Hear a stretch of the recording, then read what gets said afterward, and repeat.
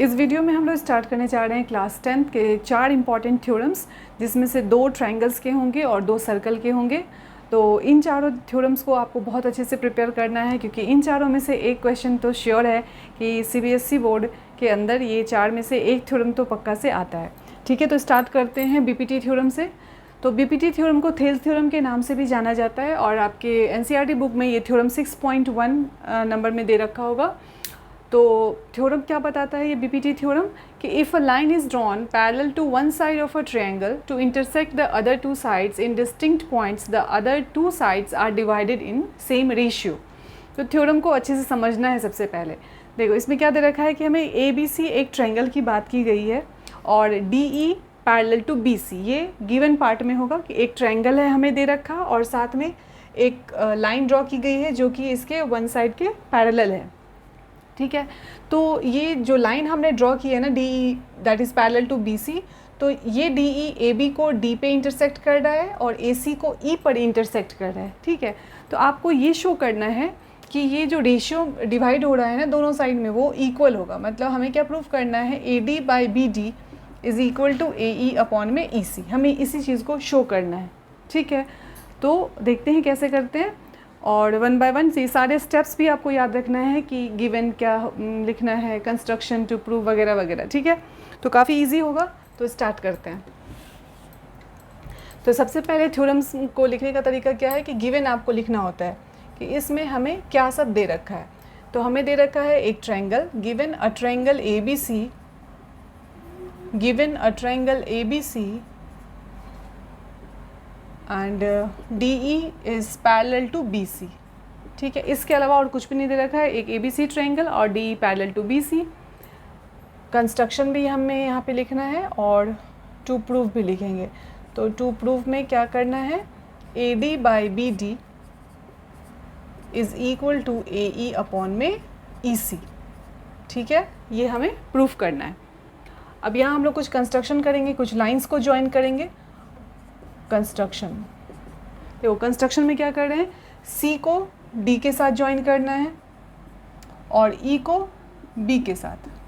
ठीक है, then E से एक परपेंडिकुलर ड्रॉ करना है जो कि AB पे फॉल करेगा, और D से भी एक परपेंडिकुलर डालना है जो कि AC पे फॉल करेगा। इसका भी हमें कुछ नाम देना पड़ेगा, लाइक मैं दे रही हूँ यहाँ पे M और इसका नाम N। ठीक है, सो कंस्ट्रक्शन में हम लोग क्या लिखेंगे कि join B to E, then C to D, ये तो हमने जॉइन वाला लिखा। और दूसरा क्या डालेंगे, ME परपेंडिकुलर टू AB और DN परपेंडिकुलर टू AC। ठीक है, ये परपेंडिकुलर हमने डाल दिया है। अब प्रूफ पार्ट में चलते हैं। प्रूफ में चलते हैं। अब देखो हमें लाना है AD अपॉन BD जो कि लेफ़्ट पार्ट है। तो हम यहाँ से एरिया ऑफ ADE निकालेंगे और एरिया ऑफ BDE। ध्यान देना कि AD चाहिए और BD चाहिए।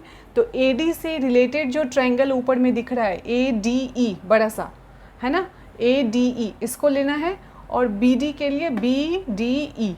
ठीक है, इन दोनों ट्रायंगल्स का यहाँ पे एरिया फाइंड आउट करेंगे। तो area of triangle ADE equal half into base into height. तो बेस यहाँ पे क्या लेंगे AD, और हाइट उसको लेना है जो इस AD पे फॉल करा है, यानी कि ME। ये ME परपेंडिकुलर जो हमने ड्रॉ किया है वो AD पे फॉल किया है, तो आपको इसी परपेंडिकुलर को लेना है, तो ME। ठीक है, ये हमारा फर्स्ट पार्ट हो गया। Then area of triangle BDE, formula वही लगेगा, half into base into height, but base अभी लेंगे हम लोग BD, और हाइट यहाँ पे क्या लेंगे, इस लाइन AB पे जो भी परपेंडिकुलर हमने फॉल किया कराया है ना। तो BD का ही एक्सटेंडेड पार्ट है ये AD, और इस पर ही EM परपेंडिकुलर दे रखा है। तो BD के साथ परपेंडिकुलर सेम ही लेना है, जो ऊपर आपने लिया है सेम ही लेना है। तो ये हमारा हो गया सेकेंड। अब इक्वेशन 1 को इक्वेशन 2 से डिवाइड कर देंगे, सो दैट कि हमारा AD अपॉन BD कुछ रिजल्ट दे दे। तो डिवाइड 1 बाई 2। ठीक है, तो क्या होगा, area of triangle A D E upon area of triangle B D E, यहाँ है half A D M E और यहाँ पे half B D M E. ठीक है, अब यहाँ से हाफ हाफ कैंसिल आउट हो गया, एम ई कैंसिल आउट हो गया, तो हमारे पास क्या बचा, ए डी अपॉन में बी डी। देखो ये हमें चाहिए था ना, तो ये तो चीज़ दिख रहा है ना एटलीस्ट कि A D upon B D value हमारे पास आ चुका है। ठीक है, इसको थर्ड एक्सप्रेशन ले लेते हैं। ठीक है, सिमिलरली हम लोग एरिया फाइंड आउट करेंगे नेक्स्ट पार्ट के लिए। Similarly area of triangle A D E upon area of triangle E C D,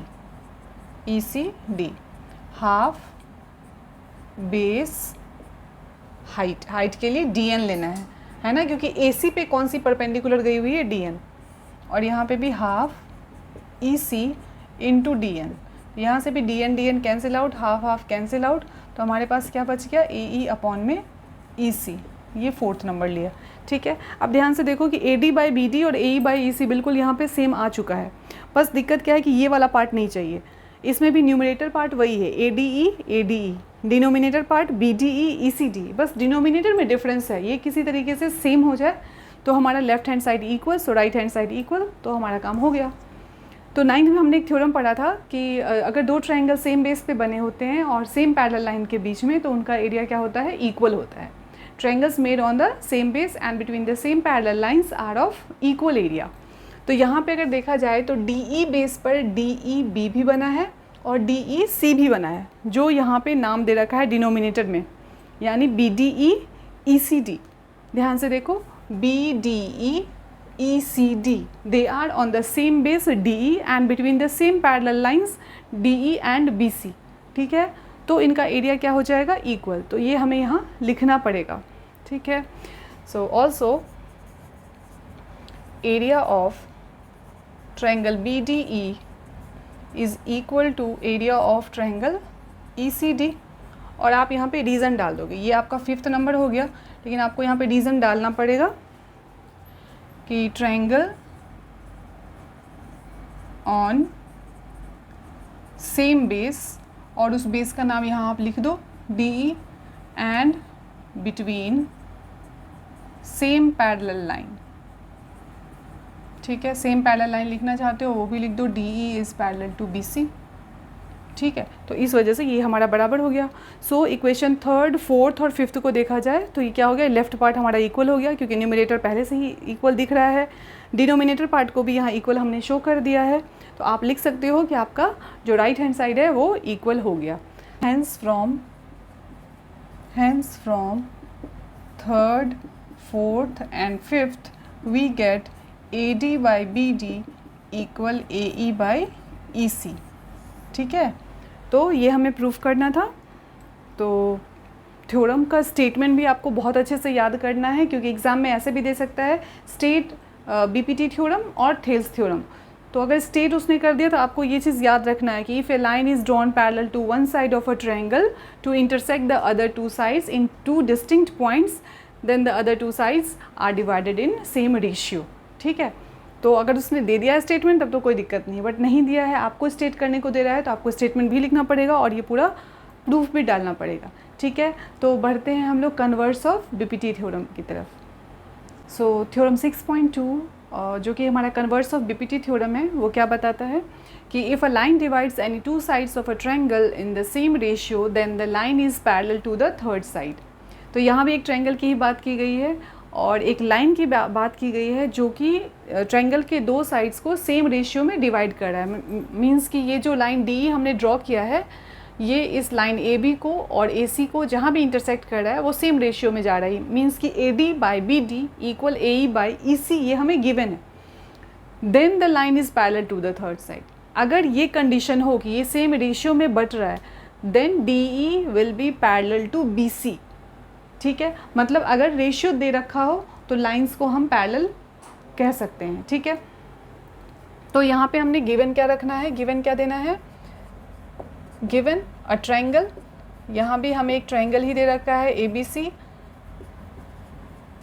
ठीक है, और साथ में क्या दे रखा है, AD by BD equal AE upon में EC, ये हमें गिवन में है, ठीक है। अब यहाँ पे गिवन होने के बाद क्या करेंगे, कंस्ट्रक्शन लिखेंगे और to prove, construction then to prove. तो कंस्ट्रक्शन में हमें क्या करना है ना कि एक पैरेलल लाइन ड्रॉ करना है, ठीक है। ये तो पैरेलल नहीं दिया, इसको तो शो करना है, बट हम यहाँ पे एक पैरेलल लाइन ड्रॉ करेंगे। सो D से यहाँ एक पैरेलल लाइन एज्यूम करते हैं कि ये पैरेलल लाइन है, इस लाइन को, और यहाँ पे इसको E1 दे देते हैं जहाँ पे ये कट हो रहा है, ठीक है। तो कंस्ट्रक्शन यहाँ पे क्या कर रहे हैं, ड्रॉ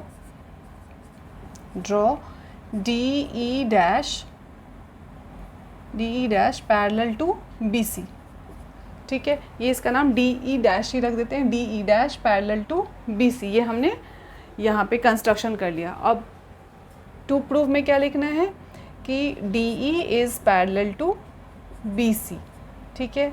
ये प्रूफ करना है। प्रूफ पार्ट में चलते हैं। देखो यहाँ पे बीपीटी थ्योरम तो इस्तेमाल कर सकते हैं, क्योंकि जैसे ही हमने पैरेलल लाइन एक कंस्ट्रक्शन में ले लिया तो बीपीटी थ्योरम या थिल्स थ्योरम का यूज़ कर सकते हैं।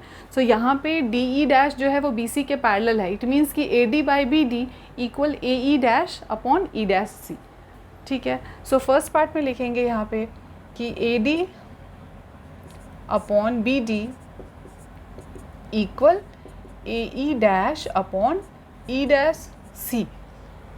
और ये क्यों हुआ, तो यहाँ लिखना है कि क्योंकि DE डैश जो है वो BC के पैरेलल है और ये बाय BPT हमने यहाँ पे करा है, ठीक है।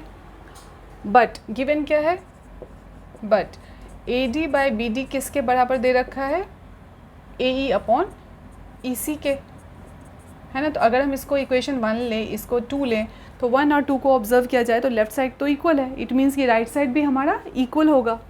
तो यहाँ लिखेंगे from first and second we get AE dash upon E dash C equal AE upon EC, ठीक है। ये हमें मिला। अब नाउ एडिंग बोथ साइड 1, दोनों साइड में 1 को प्लस करते हैं, AE डैश C प्लस 1 यहाँ भी ऐड किया, और AE अपॉन EC यहाँ भी 1 को हमने ऐड किया। अब एलसीएम लेंगे तो क्या बनेगा, E डैश C और यहाँ पे EC बनेगा।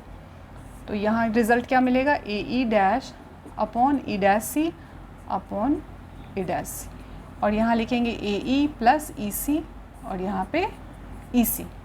अब देखो AE डैश में E डैश C को जैसे ही प्लस करेंगे तो क्या बनने वाला है, AC अपॉन में E डैश C, और यहाँ भी AC अपॉन में EC।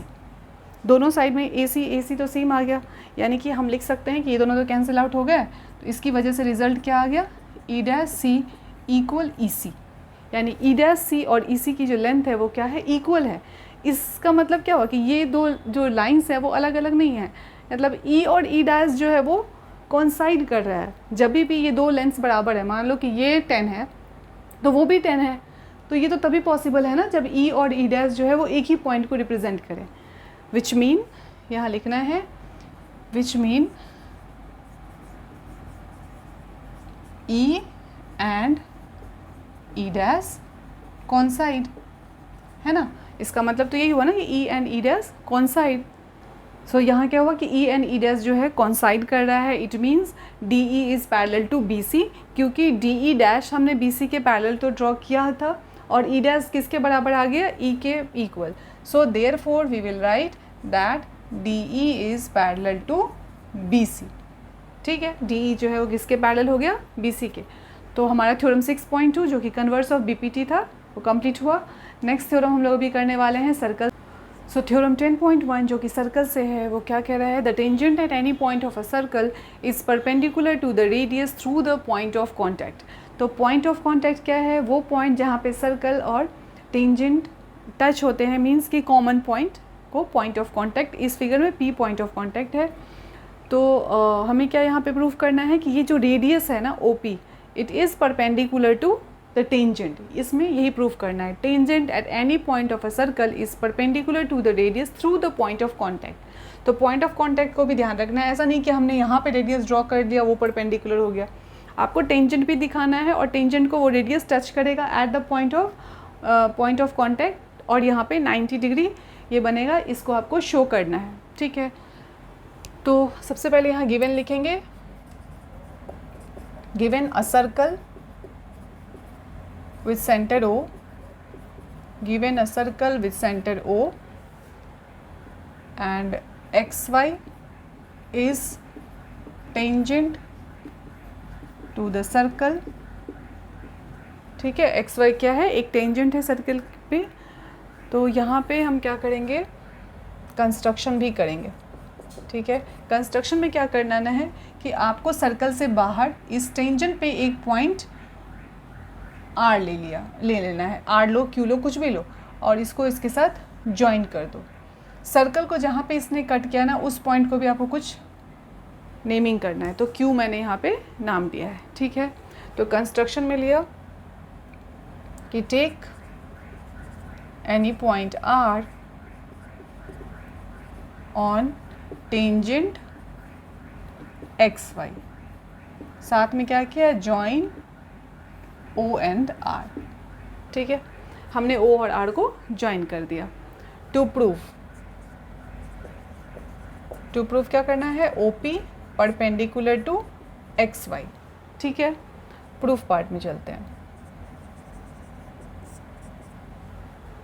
देखो OQ तो रेडियस है और ये रेडियस से तो बड़ा ही है OR is greater than OQ, ठीक है।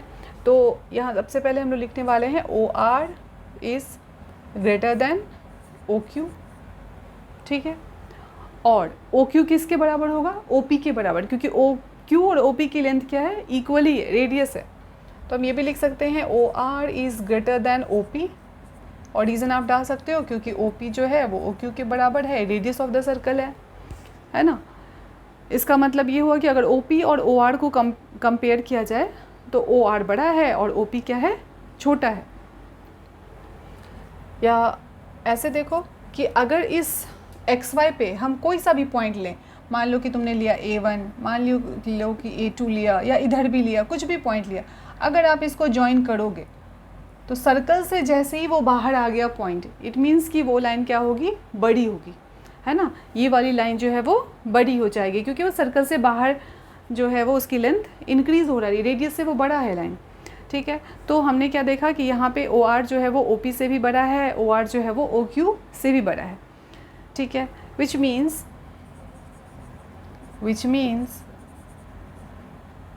OP is shortest distance, ठीक है। OP is shortest distance while joining tangent XY and point O, ठीक है। while joining points on tangent, while joining points of tangent XY and point O, यानी XY पे आप ढेर सारे पॉइंट्स ले रहे हो और आपने O से ढेर सारे पॉइंट्स को ज्वाइन किया है। आप ऐसे देखो कि ये आपका टेंजेंट है मान लो, या कोई भी लाइन है, आपका ये पॉइंट O है, आपने यहाँ पे ढेर सारी लाइंस ड्रॉ करी O पॉइंट से, ये भी डाला, ये भी डाला, ये भी डाला, ये भी डाला, बट इनमें से कोई एक ही लाइन होगी जो सबसे शॉर्टेस्ट होगी, जो सबसे छोटी होगी, और हमेशा जो परपेंडिकुलर लाइन होता है ना वो ही सबसे छोटा होता है। तो हमने ये दिखा दिया कि जो OP है वो सबसे छोटी लाइन है, चाहे हम जितनी भी लाइन ड्रॉ करें, means OP is the shortest distance while joining the points on XY to O, ठीक है। So therefore OP is perpendicular to XY, ठीक है। ये बहुत ही छोटा सा थ्योरम है और यही आपको याद रखना है कि radius is always perpendicular to the tangent at the point of contact, ठीक है। पढ़ते हैं नेक्स्ट थ्योरम की तरफ। थ्योरम 10.2 है हमारा, length of tangents drawn from an external point to a circle are equal. Means कि सर्कल लेना है और सर्कल के बाहर कोई एक्सटर्नल पॉइंट लेना है और यहाँ से हमें टेंजेंट्स ड्रॉ करना है, ठीक है। तो यहाँ से जब हम टेंजेंट ड्रॉ करेंगे they are of equal length, ये हमें शो करना है, ठीक है। तो मैंने यहाँ पे दो टेंजेंट लिया, PA एंड PB। हमारा ये सर्कल है विथ सेंटर O, हमें ये दिखाना है कि PA इक्वल्स टू PB और इसमें हम लोग ज्वाइन करेंगे ओ को ए के साथ और ओ को बी के साथ भी, और साथ में ओ को पी से भी ज्वाइन करेंगे। इन दो ट्रायंगल्स को हम लोग अगर कॉन्ग्रुएंट प्रूफ कर देते हैं तो हमारा काम हो गया। ठीक है, तो सबसे पहले गिवन पार्ट। गिवन में क्या लिखेंगे? Given a circle with centre O, ठीक है, two tangents PA and PB are drawn from external point P। ठीक है, गिवन हो गया। कंस्ट्रक्शन में लिख रहे हैं join O to P, then O to A and O to B। हमने ज्वाइन कर लिया। ठीक है, टू प्रूफ, क्या प्रूफ करना है? तो दोनों इक्वल हैं, यानी PA equals to PB proof करना है। ठीक है, प्रूफ पार्ट में चलते हैं और ट्रायंगल्स को कॉन्ग्रुएंट प्रूफ करना है। देखो ये तो 90 डिग्री होगा, radius is perpendicular to the tangent at the point of contact, तो 90 हो गया। रेडियस हमेशा ही इक्वल होगा, यानी कि OA इक्वल्स टू OB और OP हमारा कॉमन है। ठीक है, क्योंकि OP जो है वो इसका भी हाइपोटेनस है और इस वाले ट्रायंगल का भी हाइपोटेनस है, तो प्रॉपर्टी कौन सा लग गया? RHS।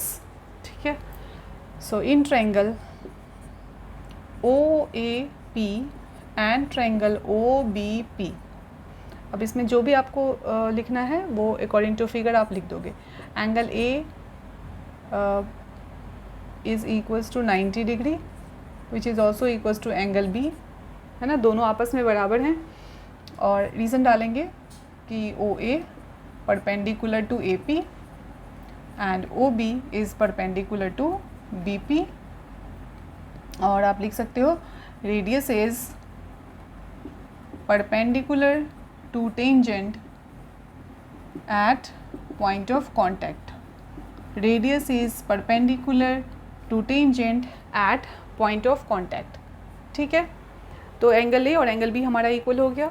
देन लिखने वाले हैं OA इक्वल्स टू OB, क्योंकि ये हमारा रेडियस है सर्कल का, दोनों ही इक्वल है, और साथ में OP is equals to OP, ये हमारा कॉमन पार्ट है। So therefore by RHS congruency rule, ये हमारे जो ट्रायंगल्स अभी आए हैं OAP that is congruent to triangle OBP, ये दोनों ट्रायंगल्स हमारा कॉन्ग्रुएंट हो गया। So PA equals to PB by CPCT। ठीक है, और यही हमें प्रूफ करना था। ठीक है, तो ये चारों थ्योरम्स हमने कंप्लीट कर लिए। आपको बहुत ही अच्छे से इन चारों थ्योरम्स को प्रिपेयर कर लेना है, ताकि आपका इन चारों में से एक भी थ्योरम एग्ज़ाम में अगर आए तो आपका छूटे नहीं। ठीक है, so best of luck and thank you for watching.